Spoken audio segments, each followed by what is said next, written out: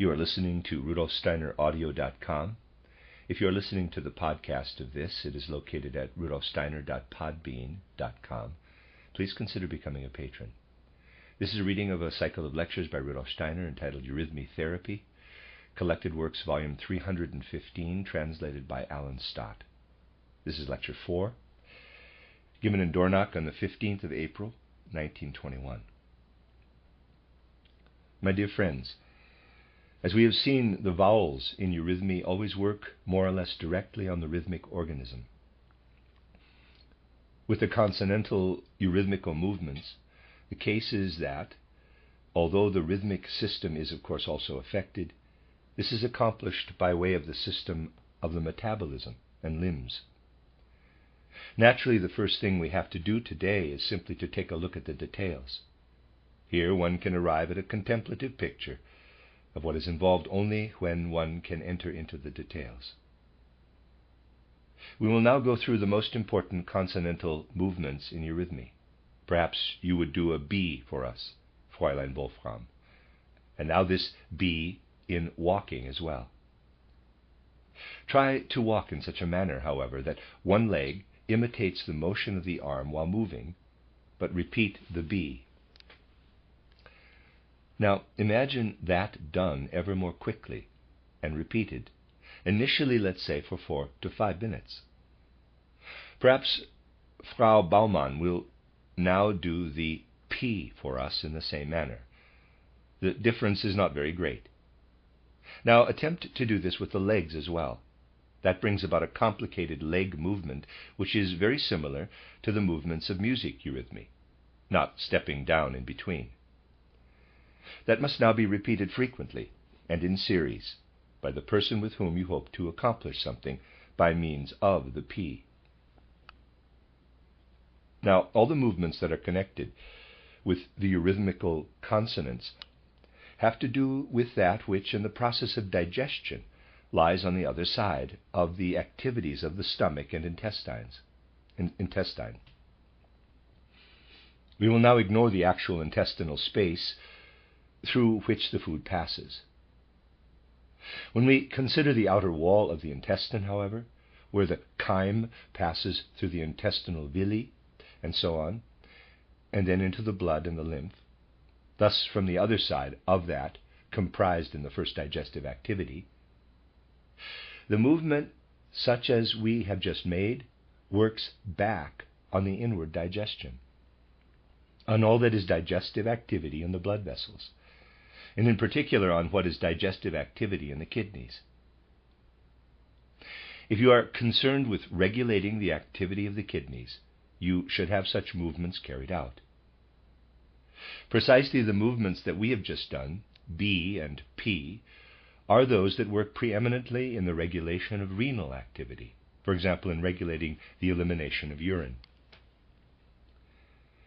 These connections are certainly extraordinarily interesting for someone who recalls how the whole circulatory being of man is related to language, and how a connection arises between that which pushes itself into the circulatory system from the metabolic system and this particular manner of making sounds, of making consonants. Let us try to carry out a D. Now, attempt to do the same movement with the legs. You hop, and while hopping, you bend the legs somewhat at the knee. Here, try to get the patients to bend at the knees and hop, bending ever more strongly, and have them jump. Perhaps Frau Baumann will demonstrate the T for us. Here the corresponding movement will be a hop forward with an attempt at making knock knees.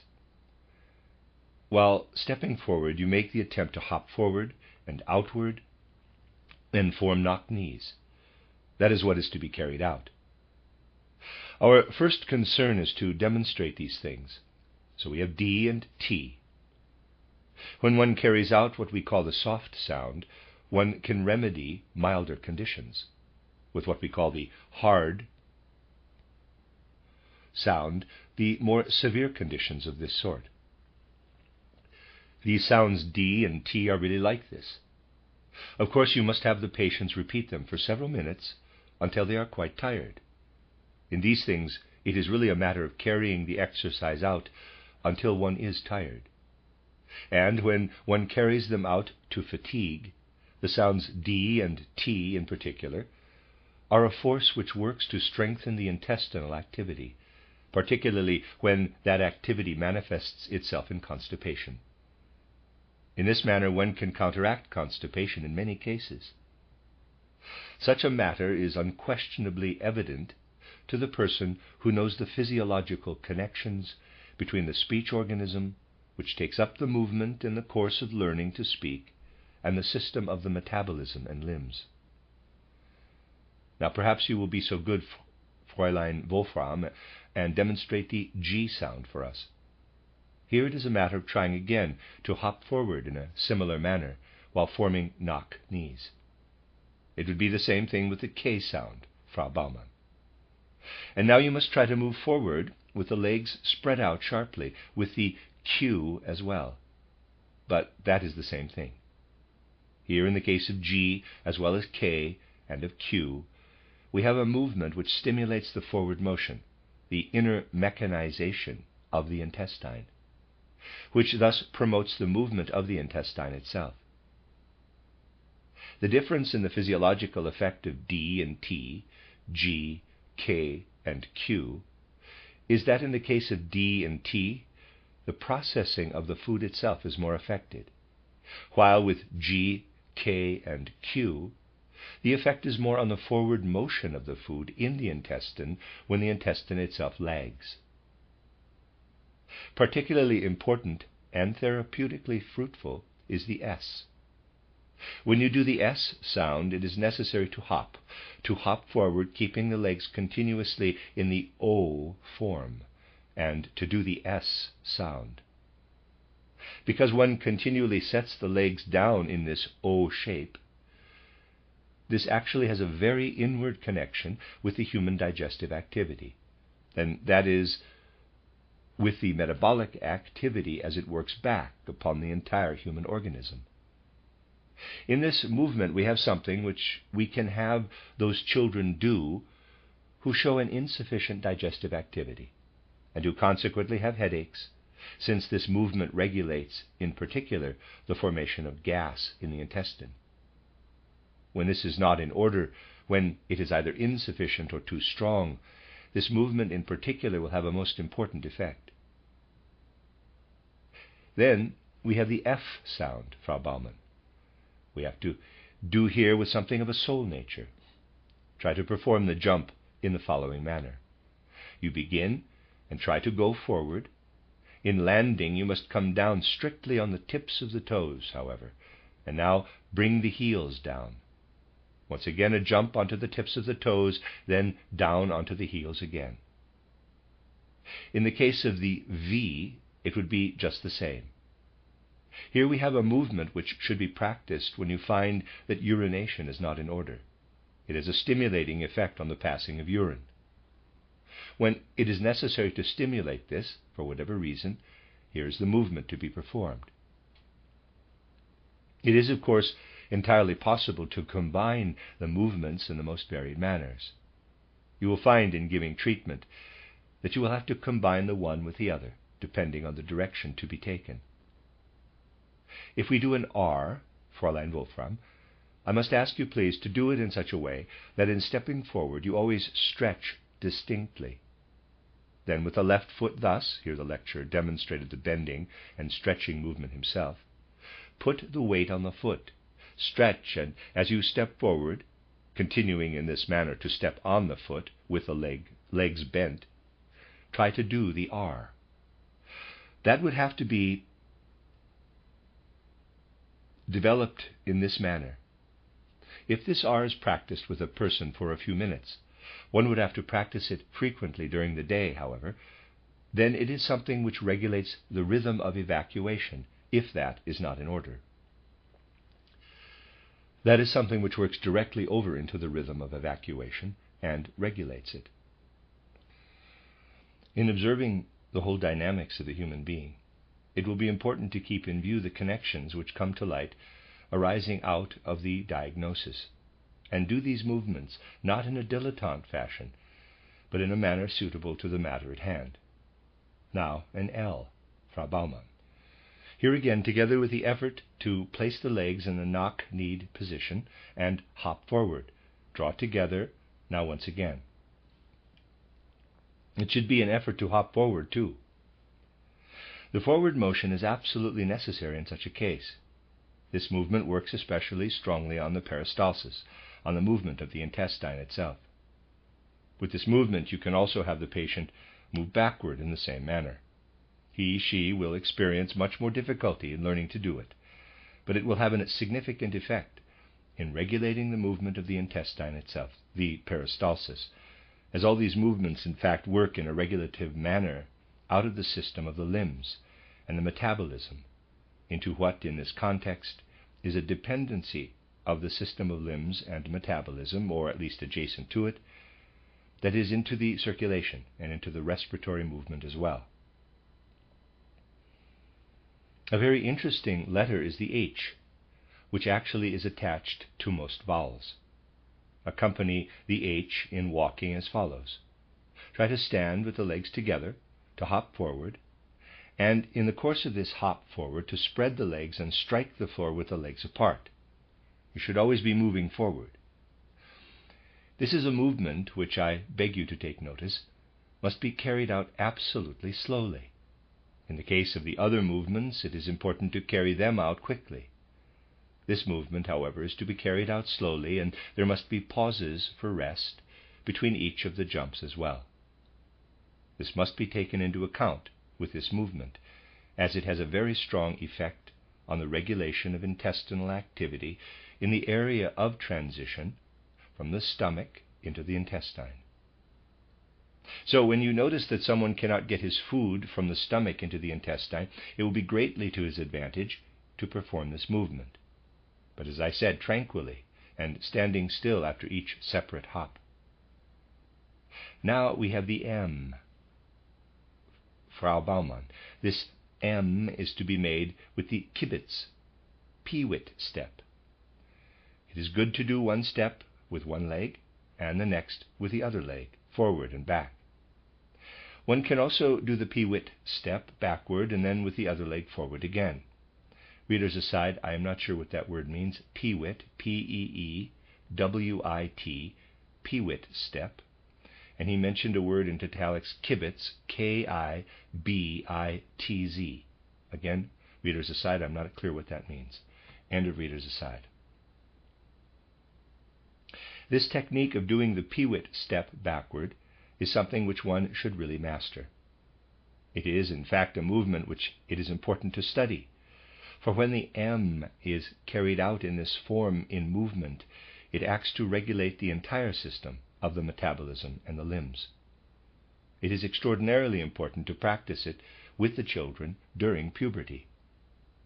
When this exercise with M is practiced at the time of sexual maturity, it will prove a strong regulator of over-assertive sexuality.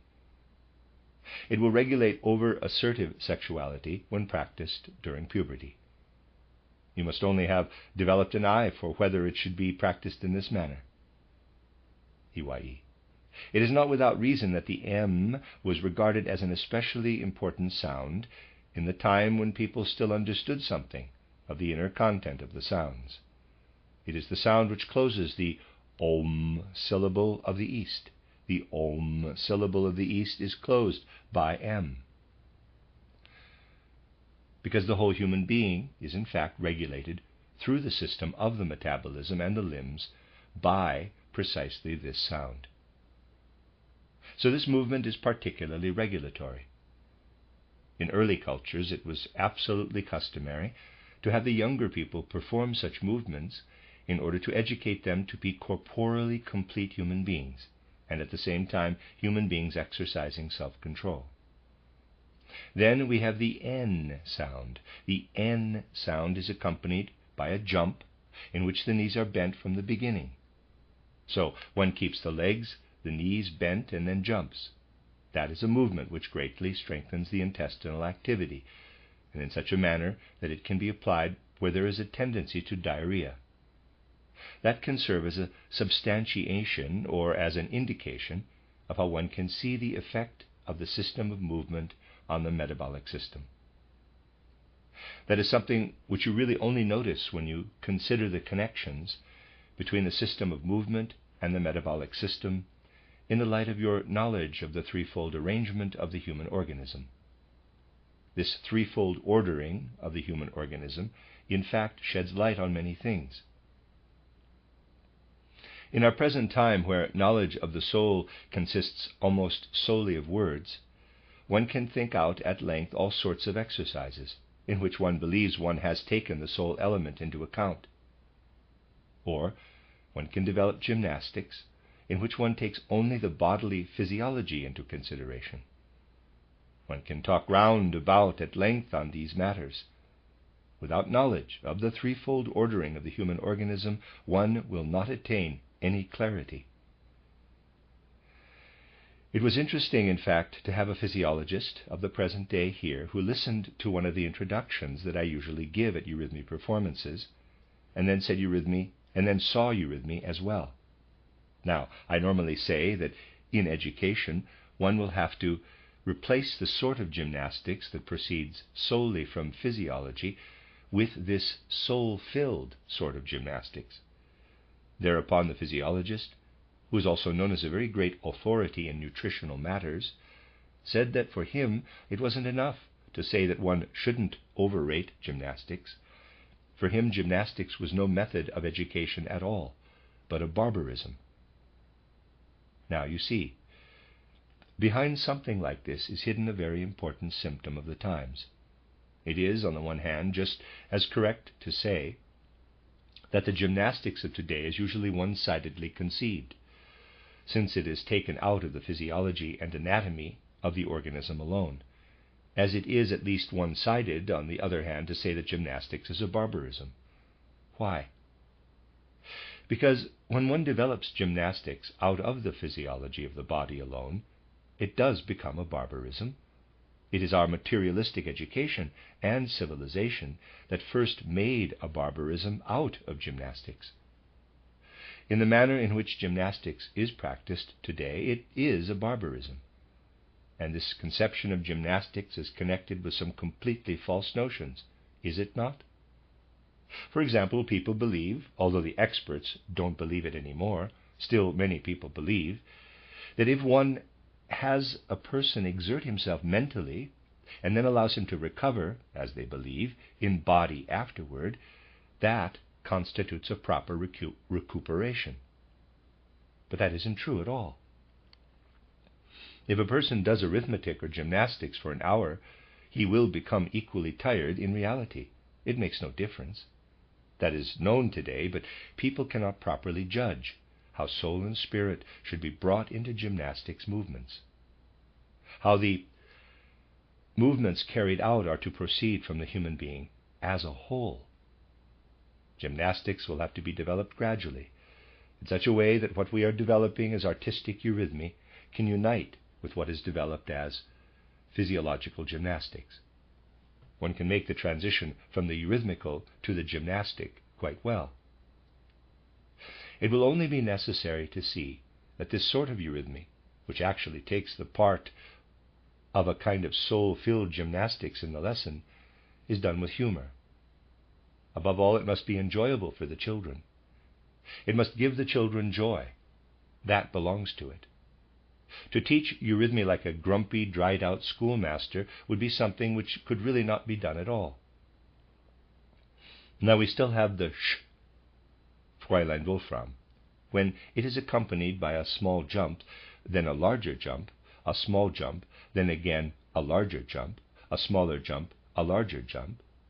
Then one has a movement with a strong effect in the sh as well, which is, readers aside, sh I'm saying instead of sh, I'll say either one, and the readers aside.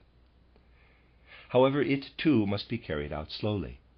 It is not necessary to slow the N movement down particularly, but with the H movement, M in the original stenogram was corrected to H in pencil, and the SH movement, it is essential to do them slowly, and in the case of the latter, to take a short rest after every 3 jumps. at the transition to the next series. In this way, a rhythm is brought into it as well. Short, long, short, and now one rests. Long, short, long, and now a rest. Short, long, short, now a rest. One has in this movement, which in the appropriate cases one can combine movements, of course, affects the beginning portions of the intestinal tract that pertains to the stomach. When someone has what is in itself such a weak digestion that the food remains lying in the stomach, I have drawn attention to similar matters on other occasions, that will also be particularly the case where the H movement is involved. With the SH movement, however, you have to notice, for example, whether stomach acidity easily occurs, and so on. Then the SH movement should be carried out. So you see, the consonants, as they are done eurythmically, are connected with the formation of man in a totally different manner from the eurythmical vowels.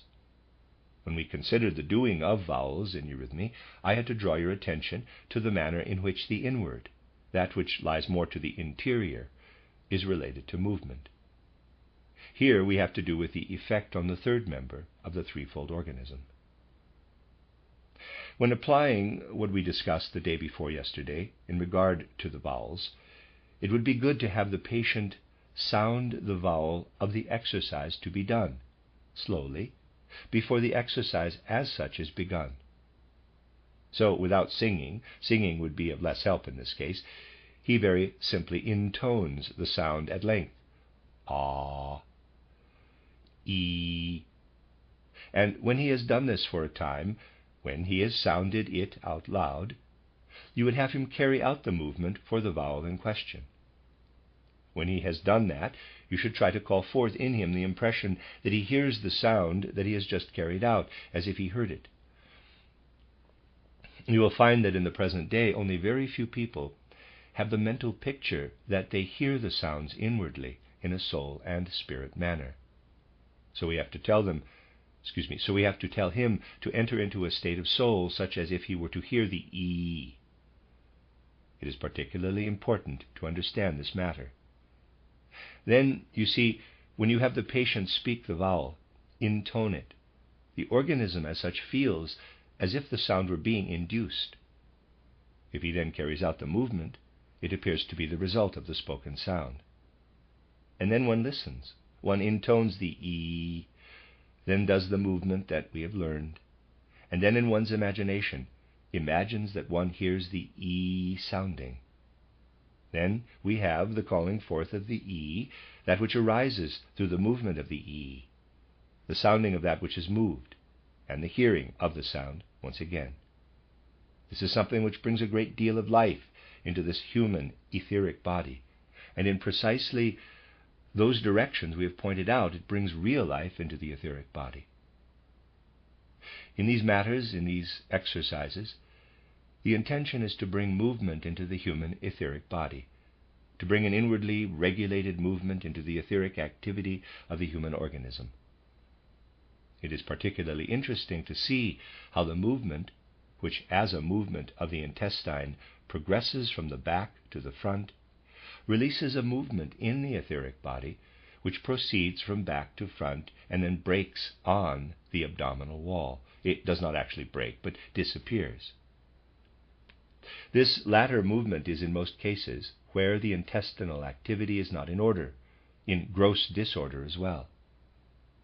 This activity which counters the physical movement will be aroused, for example, particularly by the R movement.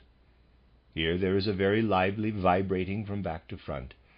That is the element in the R movement, which affects the rhythm of evacuation in a very specific manner. It can also be used educationally, as the whole human organism is a unity and everything in it works together. If you were to survey children in school, for example, you would find amongst them some who can hardly pronounce an R, who are quite shocking in their pronunciation of the R. Of course, other factors can play in, and the matter may not be self-evident. Nevertheless, such children are always simultaneously candidates for becoming hardened physically. Hartleibigkeit. One does them a service, in fact, by doing something with them such as I showed you yesterday, the R movement, which affects the rhythm of evacuation positively. It is indeed possible to make use of these things in education. Here you only need to indicate. You must not go too far. The physician, however, can go much further, as he will find that specific symptoms naturally appear when the exercise is practiced for days and weeks. But he is, of course, in the position by other means to counter these symptoms, which quite justifiably appear. I want to point out that if the effect of the N movement, in the stenogram clearly M, and in earlier editions N, a mistake in what was heard, readers aside there, or actually a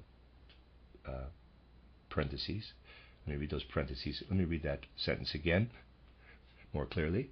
I want to point out that if the effect of the N movement, bracket, in the stenogram clearly M, and in earlier editions N, a mistake in what was heard, question mark, close bracket, were to become too predominant, you would only have to counteract it with the D movement, and you would nevertheless have achieved what was to be achieved. One can balance the one by means of the other. The only other thing I wish to say today is that I really do not want artistic eurythmy to be influenced in any way whatsoever by the discussion which must of course arise when eurythmy is considered as a discipline for health and therapy. I beg the artistic eurythmists to forget these things thoroughly when they practice artistic eurythmy, so that they are not confused by their thoughts on digestive activity when they are involved in artistic eurythmy. That would be most disconcerting. One must nevertheless be entirely clear that human art does have to do with the whole human being. It does not proceed from the head alone. That must naturally be kept in view, especially in the case of an art of movement. That is what I wanted to tell you today. In the following days we will discuss more what has to do with human evolution, with reference to what comes to the fore after certain intervals of time, that is to say, what occurs at a later age, as the consequence of an exercise affecting the organism of the child. The end of Lecture 4.